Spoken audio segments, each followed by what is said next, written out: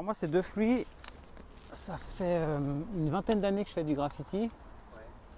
Ouais. Et maintenant, je travaille la calligraphie avec le graffiti de façon à mélanger un peu ces deux formes de travaux. Ce qu'on peut appeler le calligraphie communément.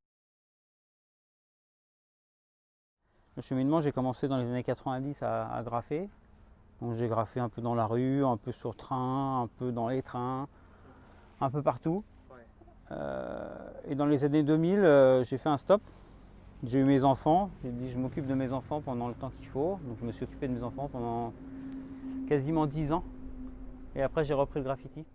Et pendant ces 10 ans, en fait, j'en ai profité pour apprendre la calligraphie en autodidacte. J'avais pas envie de m'imprégner d'un autre artiste.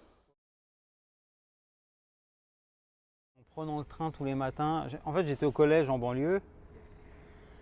Et après, je me suis retrouvé dans une école de vendeurs qualifiés en bijouterie.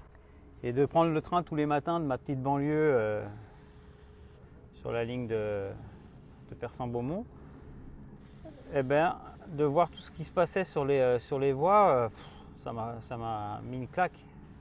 Et je me suis dit, vas-y, je vais faire pareil.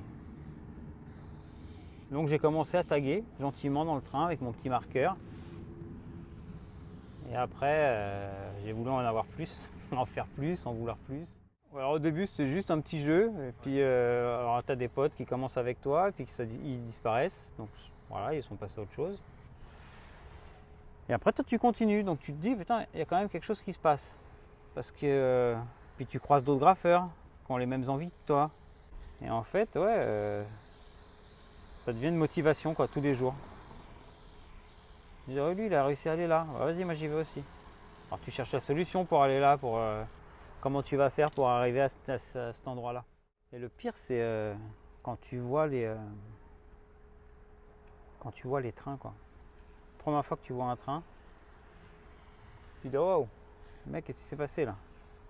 Le mec dessine sur les trains, quoi. Et là, tu te rends compte que bah ouais, c'est un truc qui va voyager. Ça va véhiculer un truc. Et là, ça devient intéressant. L'histoire du train, c'est là que tout prend que ça prend vraiment toute sa puissance. De se dire, ah putain, ça voyage et tout, ça. Il y a plein de gens qui vont le voir. C'est pas seulement tes voisins en fait. De tes petits tags que tu fais dans la rue, à côté de chez toi. J'ai commencé le graffiti avec. On n'avait pas vraiment de crew. Ça s'appelait le HKC à l'époque. C'était Hong Kong City au début qu'on avait dit. Et après j'ai rencontré les Gap avec qui j'ai fait un petit bout de chemin. J'ai fait une fresque à Rio, j'ai fait une fresque à Marrakech, en Tunisie. Puis de rencontrer les gens, voir comment ils travaillent, c'est ça. Ouais, c'est d'autres visions du graffiti. Moi je trouve ça super enrichissant. Dans un terrain, ça fait partie du jeu. Faut pas se formaliser si t'es repassé. Alors moi je me suis fait arrêter une grosse fois.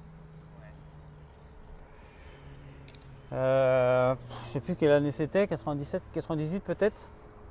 On n'avait pas un train, et on y est retourné la semaine d'après et bah, tout le monde nous attendait, quoi. C'était tout le monde, il y en avait dans le train, il y en avait derrière en voiture. Mais j'ai pas une mauvaise expérience de ce truc-là en fait. C'était plutôt détendu. Après c'est un peu stressant, hein, mais non, pas un mauvais souvenir. En tout cas, l'histoire s'est bien réglée. Alors j'ai encore un petit boulot à côté, j'ai une boîte de com à côté, mais ma boîte de com je dirais là pour l'instant, elle me sert de soupape de sécurité. Au cas où ça marche pas, tu vois. Mais comme je fais en sorte que ça marche, j'arrive pas à travailler beaucoup pour ma boîte de com maintenant. Alors moi le street art, c'est pas un mot qui me plaît vraiment. C'est un peu, on s'est approprié ce nom-là pour regrouper tout en fait.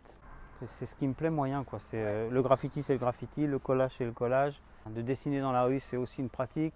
Et Moi je reste assez attaché au mot graffiti, qui a pour moi plus de sens.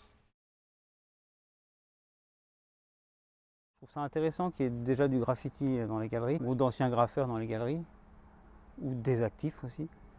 Et ça c'est assez kiffant. Ça ouvre un peu la vision aux néophytes et ça c'est plutôt bien. Voilà, moi je trouve ça positif pour ça en tout cas. Ça démocratise un peu et puis ça permet que tout le monde puisse voir ce boulot, quoi. Je l'applique de façon à faire mon geste en une seule fois. Je me dis, bah voilà, elle est comme ça cette toile. Un peu comme si j'étais encore dans la rue. Et j'aime bien cette idée justement, de me dire, bah voilà, j'ai qu'une chance en fait. C'est ce qui fait vraiment partie du graffiti, de se dire, bah voilà, c'est comme ça, c'est pas, je veux pas recommencer 20 fois. Parce que en vrai, dans le vrai graffiti, t'as pas le temps. C'est raté, c'est raté. Et tu t'en vas, tu peux pas revenir. En tout cas pour moi, je la trouve plutôt intéressante. Ça m'a permis de me recentrer un petit peu sur moi-même, d'arrêter de faire les choses que j'ai l'habitude de faire, de rester enfermé dans les choses que je maîtrise. Ça a influencé parce que j'ai fait beaucoup de choses et j'ai essayé beaucoup de choses. J'ai vachement plus fait de croquis que je faisais avant. Avant, je faisais quasiment pas de croquis. Et j'ai passé ce confinement à faire des croquis.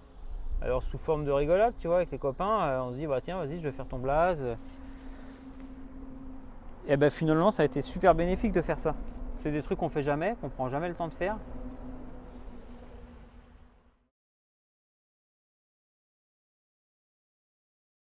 Je pense que je leur dirais que c'est tout un travail. C'est pas fait en 2 secondes comme ils pourraient croire. C'est vraiment une grosse réflexion, le tag.